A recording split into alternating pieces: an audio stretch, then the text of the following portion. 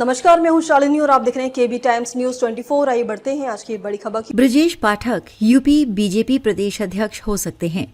दिसंबर में होगा ऐलान। बिहार के बाद अब बड़े बदलाव की तैयारी। बिहार में भाजपा के नेतृत्व में प्रचंड बहुमत के साथ एनडीए की सरकार बनने के बाद अब यूपी में भी बदलाव का दौर शुरू होगा।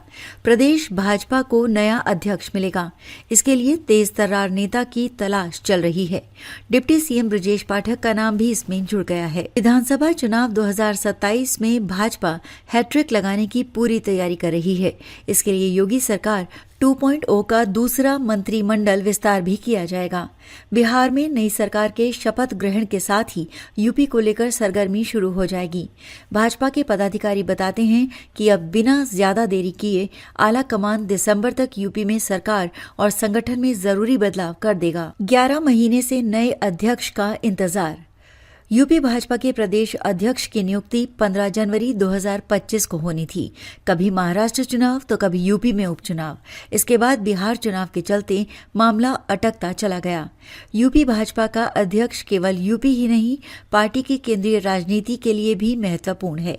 इसलिए केंद्रीय नेतृत्व बिना किसी जल्दबाजी के सोच समझकर इस पर फैसला लेना चाहता है। यही वजह है कि दिल्ली में कई दौर के मंथन के बावजूद प्रदेश अध्यक्ष की नियुक्ति अभी तक अटकी है।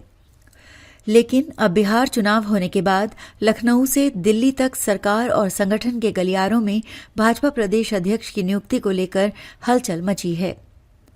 बिहार में बयार के बाद ही बदलाव।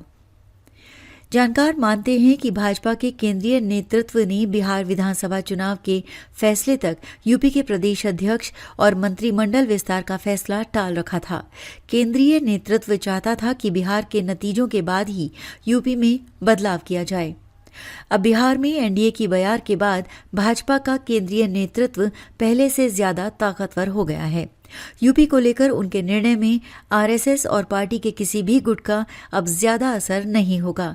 केंद्रीय नेतृत्व आगामी विधानसभा चुनाव के मद्देनजर अगड़े, पिछड़े और दलित का समीकरण साधने के लिए कड़े फैसले भी ले सकता है। केंद्रीय नेतृत्व ने हरियाणा, महाराष्ट्र और बिहार में अपने राजनीतिक कौशल का एहसास करा दिया है। लिहाजा अब यूपी में भी उसके निर्णय पर कोई रोक टोक नहीं होगी। पहले प्रदेश अध्यक्ष की घोषणा होगी।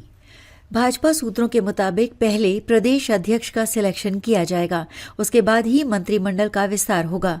2019 में भी मंत्रिमंडल विस्तार से पहले तत्कालीन परिवहन राज्य मंत्री स्वतंत्र प्रभार स्वतंत्र देव सिंह को यूपी भाजपा का अध्यक्ष बनाया गया था।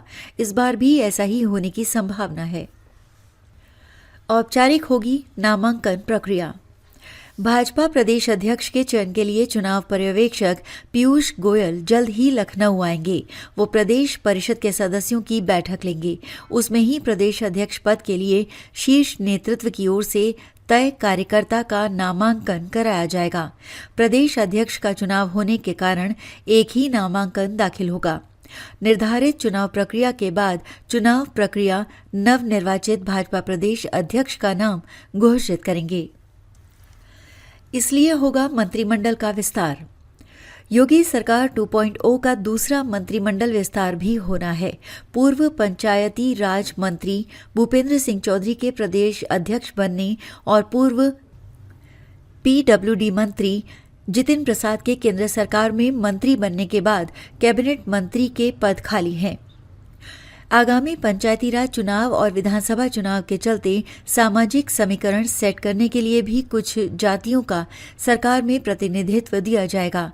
दलितों का प्रतिनिधित्व भी बढ़ाया जाना है। भाजपा के वर्तमान प्रदेश अध्यक्ष भूपेंद्र सिंह चौधरी को भी फिर से मंत्रिमंडल में शामिल किया जाना है। प्रदेश सरकार के मौजूदा मंत्रियों में जिनके कामकाज को लेकर सरकार, भाजपा और आरएसएस के साथ कार्यकर्ताओं में नाराजगी है, उन्हें मंत्रिमंडल से बाहर भी किया जा सकता है। हालांकि पार्टी का एक वर्ग चुनाव से पहले किसी को मंत्रिमंडल से बाहर करने के पक्ष में नहीं है। योगी सरकार 2.0 का पहला मंत्रिमंडल विस्तार 5 मार्च 2024 को किया गया था।